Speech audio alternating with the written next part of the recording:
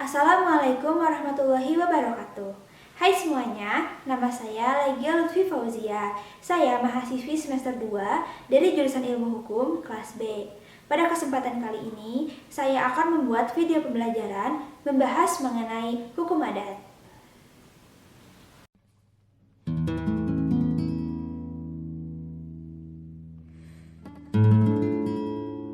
Pertama-tama, kita akan membahas mengenai definisi. Definisi dari hukum itu sendiri adalah seperangkat aturan-aturan yang tersusun secara teratur yang sifatnya mengikat. Lalu kita akan masuk ke dalam definisi dari hukum adat. Sebelum itu, saya akan menjelaskan asal-muasal istilah dari hukum adat tersebut. Istilah hukum adat berasal dari terjemahan dari perkataan adat reh, yang pertama kalinya dikenalkan oleh Snow Hurgronje. Kemudian dipakai juga oleh pengarang-pengarang lainnya. Tetapi semuanya ini memakainya masih secara sambil lalu dan hanya untuk hukum Indonesia asli, terlepas dari akibat pengaruh-pengaruh luar seperti pengaruh agama.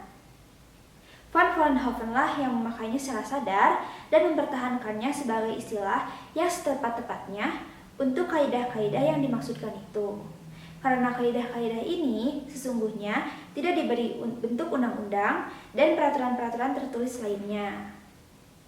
Sejak itulah istilah adat reh memperoleh kedudukan yang tetap untuk menunjukkan kaidah-kaidah pergaulan hidup yang berlaku bagi golongan pribumi yang di satu pihak memberi akibat hukum dan di lain pihak masih dalam membentuk kebiasaan. Lalu selanjutnya kita akan lebih membahas mengenai hukum adat. Definisi dari hukum adat tersebut, Dr. Sukanto dalam bukunya meninjau mengenai hukum adat. Hukum adat merupakan keseluruhan adat yang tidak tertulis yang hidup di masyarakat berupa kesusilaan, kebiasaan, dan kelaziman yang mempunyai akibat hukum. Jadi, hukum adat ini mempunyai sanksi. Adapun pengertian-pengertian lainnya dari para ahli.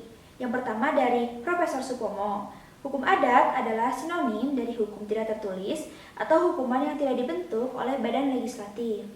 Lalu ahli yang kedua yaitu Terhar mendefinisikan bahwa hukum adat adalah hukum yang bersumber dari keputusan penguasa adat. Jadi bisa kita simpulkan bahwa hukum adat adalah hukum atau peraturan yang tidak tertulis yang tumbuh dan berkembang di masyarakat yang hanya ditaati oleh masyarakat yang bersangkutan saja. Lalu selain definisi dari hukum adat, adapun definisi dari masyarakat hukum adat. Masyarakat hukum adat adalah sekumpulan orang yang diikat oleh tatanan hukum peraturan adat yang hidup secara turun-temurun yang memiliki banyak kesamaan. Kesamaan di sini maksudnya adalah mulai dari kesamaan geografis sampai dengan kesamaan dari leluhurnya.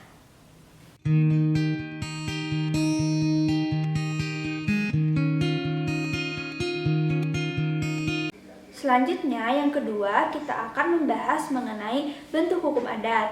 Yang pertama, bentuknya tertulis, yaitu di mana sudah mengenal tulisan. Contohnya seperti piagam-piagam raja, pranata desa, dan lain sebagainya. Lalu yang kedua, bentuk tidak tertulis, di mana tumbuh di masyarakat yang masih buta huruf. Dapat diketahui dari keputusan-keputusan para pimpinan persekutuan yang tidak boleh bertentangan dengan kesadaran hukum masyarakat. Contohnya seperti Maro, kawin lari, dan harta gono gini.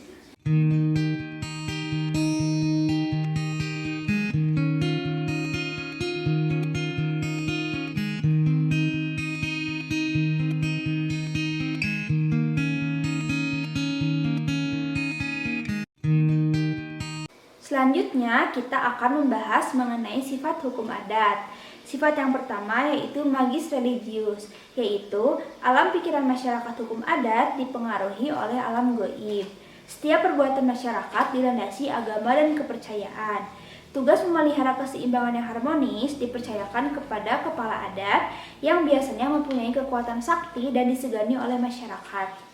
Apabila pada suatu waktu keseimbangan yang harmonis terganggu, maka orang percaya akan timbul hal yang tidak diinginkan, seperti contohnya wabah penyakit atau panen gagal. Sifat yang kedua yaitu komunal atau kemasyarakatan. Setiap orang merasa benar-benar selaku anggota masyarakat, bukan oknum yang hidup mandiri. Landasannya yang pertama, kepentingan pribadi selaku terkait dengan kepentingan umum. yang kedua gotong royong, dan yang ketiga musyawarah. Masyarakat menerima hak serta menanggung kewajiban sesuai dengan kedudukannya. Dalam sifat ini, tidak dikenal individualisme, egoisme, atau penyalahgunaan hak-hak pribadi. Justru sebaliknya, bahwa kepentingan bersama lebih utama. Lalu sifat yang ketiga yaitu konkret atau terang atau nyata, yaitu alam pikiran masyarakat adat berdasarkan hal yang nyata. Contohnya, panjar dalam rangka jual beli. Hubungan-hubungan dalam urusan tanah, pertunangan, perkawinan, pengangkatan anak, dan lain-lain dianggap ada dan benar apabila terdapat tanda-tanda yang nyata. Lalu selanjutnya yaitu sifat partisipal kosmis, yaitu masyarakat adat tidak dapat melepaskan dirinya dari perasaan, persatuan, kebatinan dari anggota masyarakat yang lain. Jadi di antara mereka terdapat ikatan yang sangat kuat antara satu dengan yang lainnya. Sifat yang kelima yaitu tunai atau kontan, yaitu setiap perbuatan hukum selalu diiringi atau dibayar dengan suatu perbuatan atau ucapan atau simbol. Atau prestasi harus dibayar dengan prestasi. Contohnya, soal tanah bayar tunai.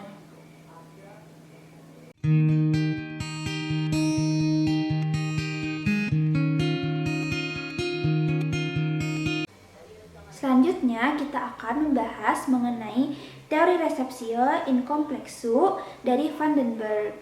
Van den Berg menyatakan bahwa adat istiadat dan hukum suatu masyarakat adalah resepsi seluruhnya dari agama yang dianut oleh golongan masyarakat. Seperti kaum Islam dengan hukum Islamnya, kaum Kristen dengan hukum Kristennya, dan kaum Hindu dengan hukum Hindunya. Dari teori ini, Snow memberi pendapat bahwa tidak seluruhnya hukum agama diresepsi hukum adat masing-masing kaum. Jadi hanya bagian tertentu saja, dengan tetap mempertahankan unsur hukum asli yang telah ada sebelum masuk ajaran agama. Selain Snow, Terhar juga memberikan pendapatnya. Pendapatnya dirumuskan dalam teori keputusan hukum adat terdiri dari sebagian kecil unsur-unsur hukum agama dan sebagian besar unsur-unsur hukum asli. Selain itu, Van Vollenhoven juga memberikan pendapatnya, yaitu bahwa hukum adat dapat dipelajari sebagai ilmu yang berdiri sendiri. Jadi, kesimpulan dari teori receptio in complexu bahwa hukum adat adalah yang pertama, sebagian besar dari unsur-unsur hukum asli, dan yang kedua, sebagian kecil dari unsur-unsur hukum agama.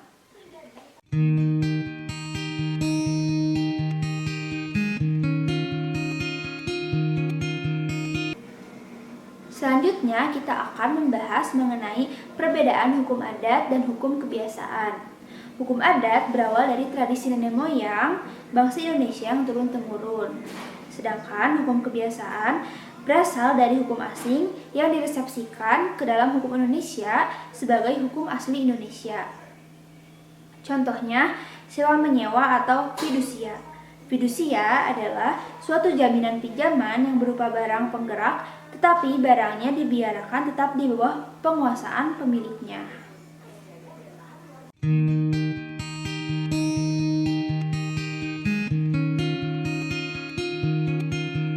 Lalu selanjutnya kita akan membahas tentang dasar hukum berlakunya hukum adat. Yang pertama yaitu pasal 11AB, yaitu kecuali dalam hal-hal orang Indonesia asli atau mereka yang dipersamakan dengan orang Indonesia itu dengan sukarela mentaati peraturan-peraturan hukum perdata dan hukum dagang Eropa, atau dalam hal-hal bagi mereka berlaku peraturan-peraturan perundang-undangan lain, maka hukum yang berlaku dan dilakukan oleh hakim Indonesia bagi mereka itu ialah undang-undang agama mereka, lembaga-lembaga, dan kebiasaan rakyat. Asal saja peraturan ini tidak bertentangan dengan asas-asas keadilan yang umum. Lalu yang kedua yaitu pasal 75 ayat 3 redaksi lama RR 1851 Jo pasal 31 IS ayat 2 sub B menyatakan sebagai berikut. Golongan hukum Indonesia asli dan golongan timur asing berlaku hukum adat mereka. Lalu selanjutnya, yang ketiga, Pasal 104 ayat 1 UUD 1950 yang menyatakan sebagai berikut. Segala keputusan pengadilan harus berisi alasan-alasannya dan dalam perkara hukum masyarakat menyebut aturan-aturan undang-undang dan aturan-aturan hukum adat yang dijadikan dasar hukuman itu. Lalu yang keempat, pasal 2AP UUD 1945. Dan yang kelima, Undang-Undang Nomor 14 Tahun 1970 tentang ketentuan pokok-pokok kekuasaan kehakiman.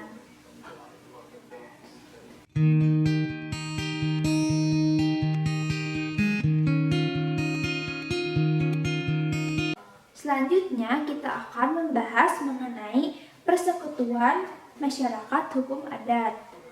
Persekutuan hidup masyarakat sama dengan struktur masyarakat, yaitu kesatuan manusia yang teratur, menetap di suatu daerah tertentu, bersifat kekal, mempunyai aturan-aturan hukum dan penguasaan sendiri, serta kekayaan baik material maupun imaterial.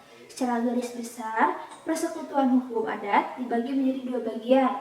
Bagian yang pertama yaitu berdasarkan pertalian darah atau genealogis.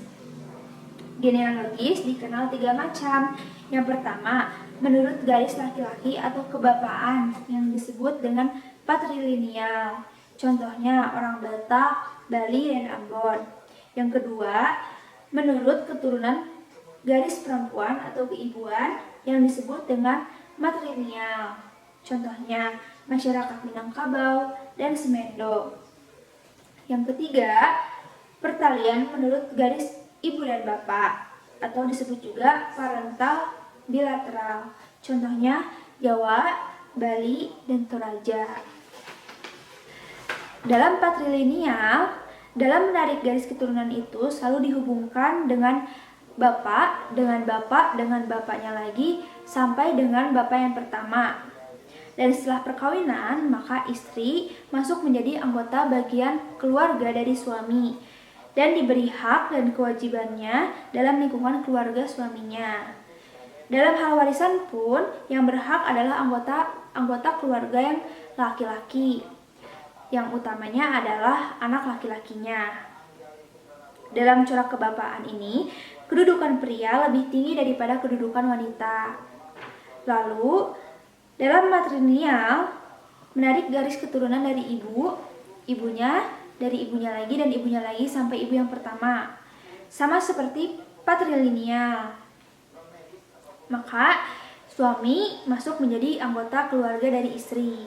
Dalam hal warisan pun yang diberi adalah anggota-anggota kerabat yang perempuan, yang utamanya adalah anak perempuannya.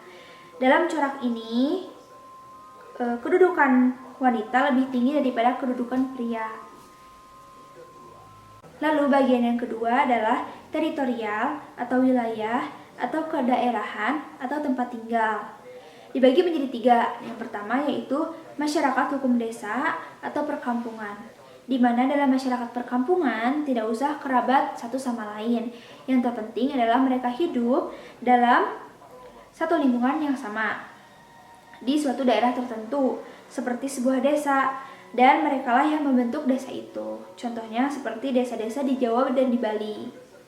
Yang kedua adalah masyarakat hukum wilayah atau daerah, di mana ada suatu daerah yang merupakan suatu kesatuan sosial sendiri, dan di dalam daerah itu terdapat beberapa perkampungan yang juga mempunyai tata susunan serta pemerintahan yang sejenis.